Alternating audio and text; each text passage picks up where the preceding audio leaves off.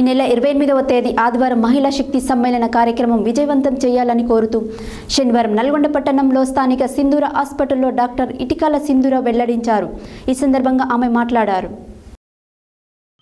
ఈ నెల 28వ తేదీ ఆదివారం మహిళా శక్తి సమ్మేళనం కార్యక్రమం విజయవంతం చేయాలని కోరుతూ శనివారం నల్గొండలోని స్థానిక సింధూర హాస్పిటల్లో డాక్టర్ ఇటికాల సింధూర వెల్లడించారు. ఈ సందర్భంగా ఆమె మాట్లాడుతూ మహిళల్లో చైతన్యం కలిగించడం ద్వారా భారతీయ సంస్కృతి, కుటుంబ విలువలను పరిరక్షించడం, దేశ సమగ్ర అభివృద్ధిలో మహిళా భాగ్య సామాన్యం రూపొందించడం, వివిధ భాగాల్లో మహిళలు ఎదుర్కొంటున్న సమస్యలను చర్చించి పరిష్కార మార్గాలను కనుక్కోవడం, మహిళల్లో నాయకత్వ లక్షణాలను పెంపొందించడం అనే ఉద్దేశంతో మహిళా శక్తి సమ్మేళనం ఏర్పాటు చేశారన్నారు. ఇందులో వైద్య, విద్య, సామాజిక, ధార్మిక, ఉద్యోగ సేవ, వ్యాపార, వ్యవసాయ, పారిశ్రామిక, రాజకీయ, పత్రికా రంగాల్లో పనిచేస్తున్న మహిళలు, కళాశాల విద్యార్థినులు, కళాకారులు, క్రీడాకారులు, పొదుపు సంఘాల మహిళలు అందరూ పెద్ద ఎత్తున 28వ తారీఖు ఆదివారం జరుగుతున్న మహిళా శక్తి సమ్మేళనంలో పాల్గొనాలని, విజయవంతం చేయాలని మీడియా వేదికగా అందరికీ ఆహ్వానిస్తున్నానని తెలిపారు.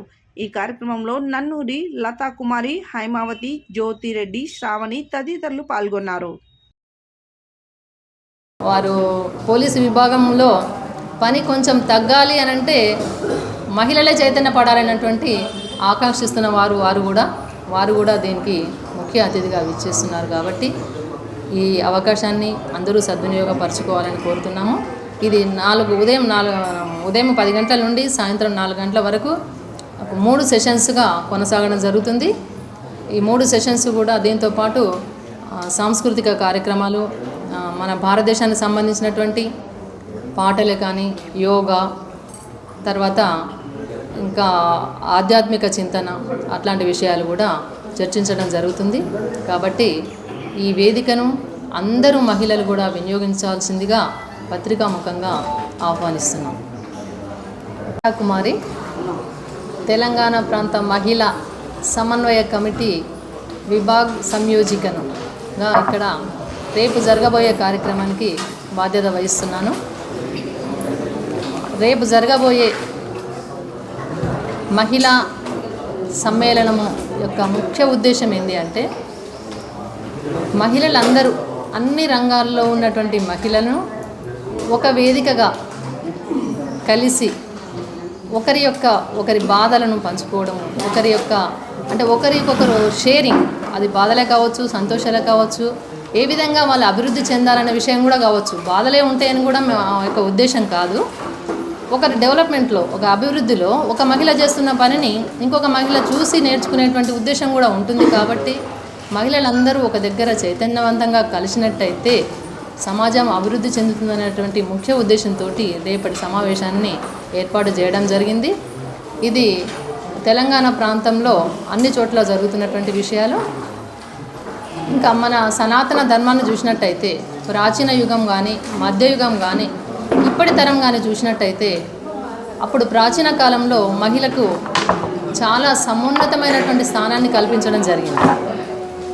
దాన్ని మనం ఉదాహరణగా ఎన్నో తీసుకోవచ్చు. సీతారాములు, సత్యనారాయణ, ప్రతి దాంట్లో కూడా స్త్రీని ముందుంచడం జరిగింది. అంటే ఇప్పుడు ఇస్తలేమా రైట్స్ అనడానికి కాదు. ప్రాచీన కాలంలో స్త్రీకి అలాంటి సముచితమైనటువంటి స్థానం ఉంది. ఒకరు ఎక్కువ కాదు, ఒకరు తక్కువ కాదు. రైలు నడవాలంటే 2 పట్టాలు అవసరం. సమాజం అభివృద్ధి చెందాలంటే కూడా స్త్రీ పురుషులు ఇద్దరు కూడా అవసరమే. ఈ రోజునటువంటి సిచ్యువేషన్ చూసినట్టయితే చాలా ఇబ్బందులకు లోనైనటువంటి పరిస్థితిలో ఉంది. చిన్నపిల్లలు కానీ, పెద్దవాళ్ళు కానీ రకరకాల రుగ్మతలతోటి సమాజము బాధపడుతున్నటువంటి తరుణము. ఈ తరుణంలో ఈ స్థితిని బాగు చేయాలంటే ఎవరు దీనికి బాధ్యులు, ఎవరు దీనికి మెయిన్ రోల్ అన్నప్పుడు స్త్రీయే కారణమని మేము సగర్వంగా చెప్పగలుగుతాం. ముందుగా నల్లగొండ పట్టణ ప్రజలకి రిపబ్లిక్ దినోత్సవ శుభాకాంక్షలు. నల్లగొండ పట్టణం, ఉమ్మడి నల్గొండ జిల్లా, మిర్యాలగూడ, నల్లగొండ, భువనగిరి, ఈ 3 సూర్యాపేట, ఈ యొక్క ప్రాంతాలు అన్నిటికీ కలిపి 28 జనవరి 2024 అంటే రేపు ఆదివారం రోజు Gundagoni Maisayya convention hall, Gundagoni Maisayya convention హాల్లో మహిళా శక్తి సమ్మేళనం అనే ఒక కార్యక్రమం నిర్వహించబడుతుంది సేవికా సమితి ఆధ్వర్యంలో. ఆ రోజు అంటే 28 జనవరి 2024 తారీఖున మహిళలందరూ 18 సంవత్సరాల నుంచి 60 సంవత్సరాల వయసున్న మహిళలందరూ ఈ యొక్క కార్యక్రమానికి ఆహ్వానితులే. నా పేరు డాక్టర్ సింధూర. నేను నల్గొండలో గైనకాలజిస్ట్ని, సింధూర హాస్పిటల్ మేనేజింగ్ డైరెక్టర్ని. ఈ యొక్క మహిళా శక్తి సమ్మేళనం కార్యక్రమానికి నేను ప్రధాన కార్యదర్శిగా, ఆహ్వాన కమిటీలో ప్రధాన కార్యదర్శిగా నేను 18 సంవత్సరాల నుంచి 60 సంవత్సరాల వయసున్న మహిళలందరూ ఈ ప్రోగ్రాంకి ఆహ్వానితులే.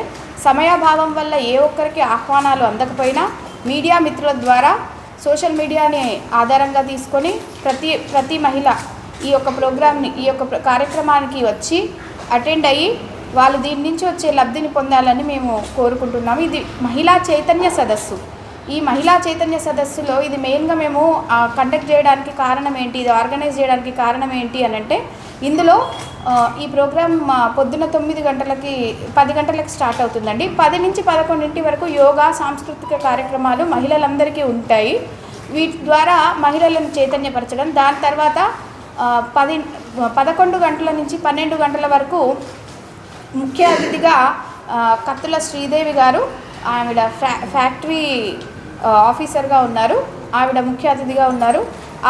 ఆ షెడ్యూల్లోనే కృష్ణవేణి గారు మహిళా శిశు సంక్షేమాధికారిగా ఉన్నారు.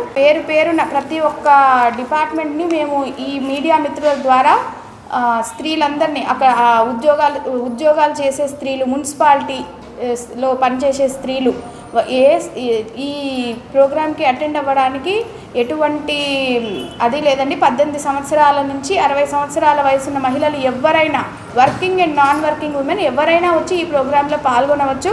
తద్వారా దీని నుంచి ఒక మంచి సందేశాన్ని ఇచ్చి ఒక మంచి సమాజాన్ని తయారు చేయాలి. మంచి సమాజాన్ని తయారు చేయాలంటే మహిళలు చాలా పెద్ద పాత్రను సమాజంలో పోషిస్తున్నారు. కాబట్టి ఈ మంచి సమాజం కోసం చేసే ఈ మంచి పనికి అందరూ వచ్చి